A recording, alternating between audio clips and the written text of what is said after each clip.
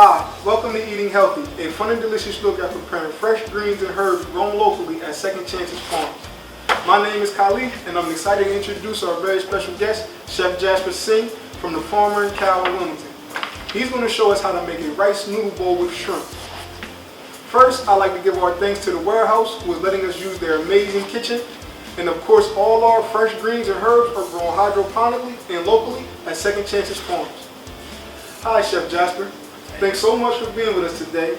Would you like to tell us a little bit about what you're making today? Yes, absolutely. So it's got some marinated shrimp, and all of the greens that are used are from Second Chance. So if you haven't tried it, you should definitely try it. It's delicious stuff. This is going to have a real earthy kind of like rainy day, which is raining today.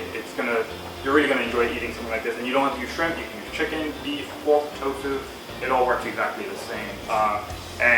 It's a good idea to cook the noodles the hour before and just kind of chill them down so you can have some cold noodles with it. Are the noodles supposed to be cold? You can do hot as well. You can throw it in the pan while you're cooking the vegetables. I personally just like the cold effect. For me personally, that's just a personal preference.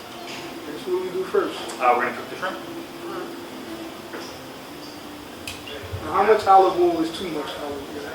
If you ask my opinion, there's no such thing as too much olive oil. But if you put too much olive oil, it'll start separating and then start doing crazy things. So we're just going to use a little bit of olive oil. A great trick for home is always get a nice non-stick pan. It's just certain dishes for fish and things like that. It just helps immensely. I usually fry a lot of tofu for my son. It's something that he actually likes eating, and I do it in a non-stick pan so nothing sticks to the bottom. And just make sure it's no Teflon, anything like that, and spend the extra money on a nice non-stick pan. So you're just going to let the olive oil heat up a little bit. And the shrimp is marinated with Second Chance arugula, gochujang, sambal, a little bit of brown sugar, ginger, garlic. And then this was marinated yesterday. It sits for overnight. Like anything, the longer it marinates, the better it's going to taste. Oh, that's neat. Second Chance arugula is my favorite. Yeah, it's absolutely delicious. And then the other greens we actually have, we have the Swiss chard, baby bok choy, and mustard greens, and some of their cilantro.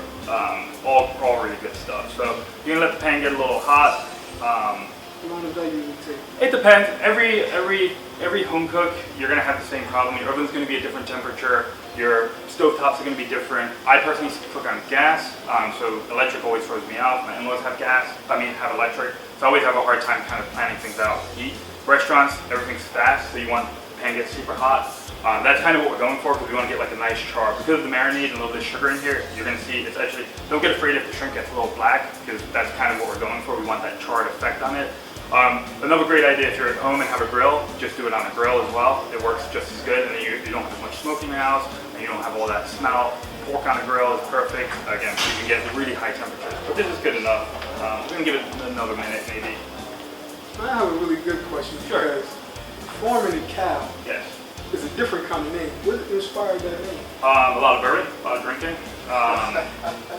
We were actually, my partner Matt, Mike, and myself were sitting around. We were building they were building the restaurant. I was watching them drinking, and we just started saying a lot of names, a lot of bad names, a lot of good names. And I think Matt said, which is still under contention. I think I did the name, but that's a whole other story. But he said, "What are we doing?" I said, "We're going to do burgers. We're going to do fresh salads. It's going to be a real simple menu." And he was like, "What about farming the cow?" And I said, "That is perfect." So we wrote it on the bar, and it kind of just ran from there. Yeah, we had Drunken Cow as well, so we still actually get mail for Drunken Cow at the restaurant, which is kind of funny as well. So the pan is definitely hot enough now.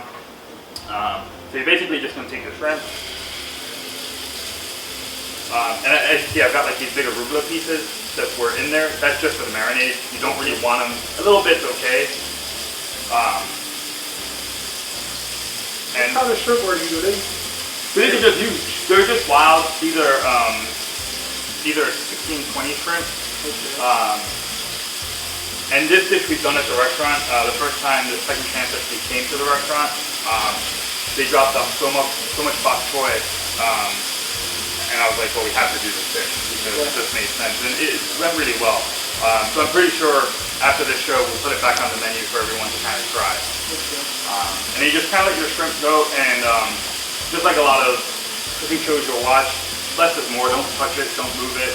Just let it kind of do its thing. That smells amazing. Yeah, you'll just kind of see how it's starting to caramelize on the bottom. That's kind of really what you're looking for. Okay. And that's about it. And then you just kind of let it sit for about 2-3 minutes. Shrimp cooks super quick. Smaller shrimp, the quicker it cooks.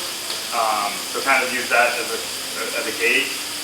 If you were doing this with chicken or pork at home, I would recommend putting the oven on and then just throwing it in the... That was my next question. Can you use different things other Yeah, than shrimp? absolutely. And it's safe is one of the things you can do in a pan as well, because if you want to medium rare, you just kind of sear it. You still marinated? Yeah, you marinate the exact same way.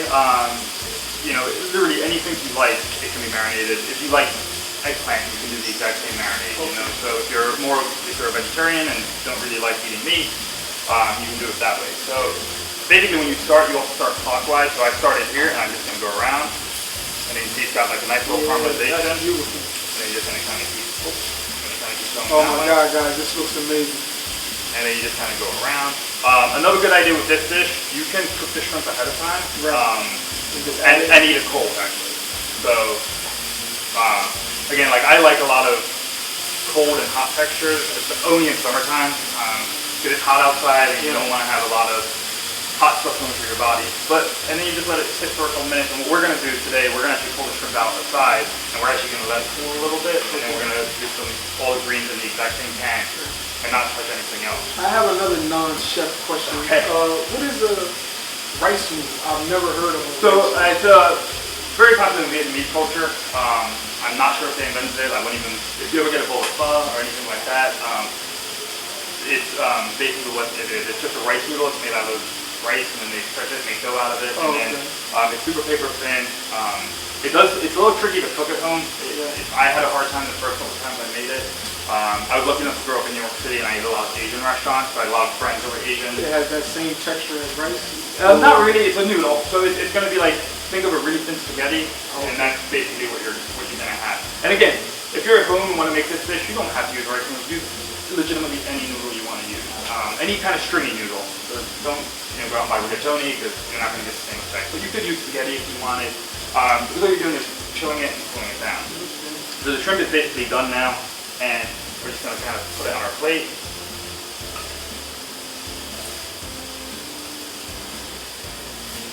And so all that goodness at the bottom, all that char, we're gonna use all of that flavor that came out of the shrimp. Okay. Yeah. So basically, it says the dish is the shrimp and the noodles. Basically, yes. But what really, to me, what makes the dish amazing is the vegetables. I've eaten this a million times. From Second Chance, I would literally just throw all these vegetables in a pan, and I literally would just eat them because they're just delicious. So our shrimp is cooked. We kind of set it aside. In the exact same pan, I added just a touch more olive oil. Another good thing to do, especially if you're using chicken, pork, beef, is you hitting it with a little bit of rice wine vinegar or a little bit of acid of any kind. You can do it if you're doing shrimp, use lime or lemon. Right. Lime really works well with this dish. And it just kind of picks up all the flavor. So now the pan's hot again, and you can start basically with, like I said, I have bok choy, mustard green, and Swiss chard. These two are going to cook super fast. These are just, literally they're going to get touched by the pan. The pan's nice and hot again. So I'm actually going to like get this char again, and this basically we're frying the bok choy in our pan is what we're doing. Okay. So. Now how long will you let this stay on? You said a few seconds? It's going to cook so ridiculously fast. The great thing about using these products, there's nothing in it. It's good hydroponic, it's all natural. It cooks super fast, it's so much flavor, you don't really need to do much. You don't want to do much. That's why I like this dish. It's also, if I will, I'll refrigerate. This is less than 30 minutes. You can do this in 10 minutes at your house, really quick, with shrimp, super quick. I think this is so helpful because I had bok choy and Swiss chard in my refrigerator. There you go. So, and like I said, didn't know what to do with it. We just ate it like lettuce on sandwiches. Yeah, there you go. And another good thing is like just do this, fry a couple eggs, throw it on top. So all we're doing is looking for a little bit of color and for it to tenderize a little bit. That's all we're looking for. Because again, we don't want to do too much to it. So we don't want it to like lose its texture, lose its flavor. You still want the crunch, you still want all the flavor that is picking up from the earth. And you just keep doing this. Drop it, no big deal. I have dogs at home, they just eat that, that's not a problem. Dogs are always Dogs are great for that stuff. And then we're just gonna kind of let this sit for maybe 30 seconds. Again, these have started to tenderize, you've got the color on the leaves. So that's what I'm looking for, the color on Yeah, it. see this, you don't want it to burn, you don't want this to get crispy or anything like that. You want it to have this texture. I cut the bok choy just straight down the middle. So I like the end. That's up to the people at home. If you want to cut this up, I just love the texture of this piece. Okay. So I keep it literally just take the bok choy, cut it right down the middle. That's all I did with it. So that's pretty much almost done. And then we're gonna add some mustard greens. Mustard greens. Just so you guys know, I probably harvested those mustard greens. These are my babies. And then we added the Swiss chard right there. And we're gonna let this cook down, and then right before it's done, I made a dressing out of black vinegar and the arugula. Okay. A little bit like the marinade, but it has Japanese mustard in it. I say Japanese mustard, but it's really mustard. You can use any mustard. Japanese is... It's got a very harsh flavor. And when I say harsh, it's an intense flavor. I love mustard. It's just delicious that way.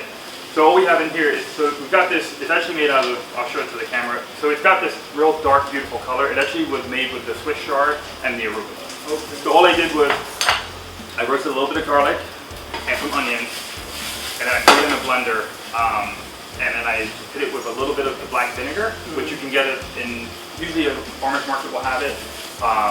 Put the garlic and onions in there, and then the Swiss chard, and then the arugula. I just put that in there, and I kept blending it, and added the mustard. And that's all. Really nice. Yep, it's good. It's super flavorful. There's some lime zest in here, and a touch of honey. And that's just, again, when you're cooking at home, you want to look for that balance. So they always say you want a little bit of spice, a little bit of sweet, a little bit of savory, a little bit of citrus. And there you go. So this is actually done. Smells great. There you go. We're gonna turn that off. Place it over here. I don't know if you guys can see my mouth watering, but it's watering. Chef Jasper, do you mind if I taste it first? Oh, you can do whatever you like. You might want to let the vegetables cool off a little bit. And again, this is this dish can be 100% cold. So that's another great idea if you're like, like in our house, we meal prep, which I never thought is something I would ever do. But just being on the go all the time, it's a really easy thing to do. So I'll make a hot version of this, eat it at night, and then I'll throw everything in the refrigerator, and then I'll just use Have it for lunch. Have it for lunch, but I'll eat it cold. I'll pack it in a little to-go thing, and usually I send it with my wife when she's at work. And we're just gonna put a little bit more dressing on top of the vegetables. And then this is the cilantro. I basically love cilantro, so you can't go wrong with it. And the last thing you're going to do, and this is optional, it's just some sesame seeds. Yes. And you can use any vegetable. I didn't make it spicy. I didn't know if you like spice. Like a Japanese dish or Asian. Yeah, it's definitely Asian inspired. I learned how to cook in a French kitchen. I just started barbecue, worked at the Wonderful TGI Fridays, where I learned no culinary skill at all. Learned how to grill chicken there, which was really exciting. And then later on in life, actually, just with my family being Asian and growing up in New York, I just started gravitating towards the Asian dishes. And the dish is all done, so help yourself. Okay. I'm going to taste this rice noodle. I think this is going to be good. I just want the noodle with the sauce.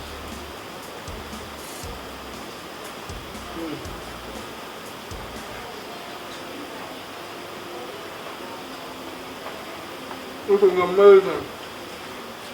Thank you, Chef Jasper, for cooking for us today. If you have any questions about today's recipe, just write in the comments section below. And also click the subscribe button below and ring the bell so that you don't miss a single episode of Eating Healthy. On behalf of Second Chances Farms and the warehouse, I'd like to say bye for now, and we'll see you next time.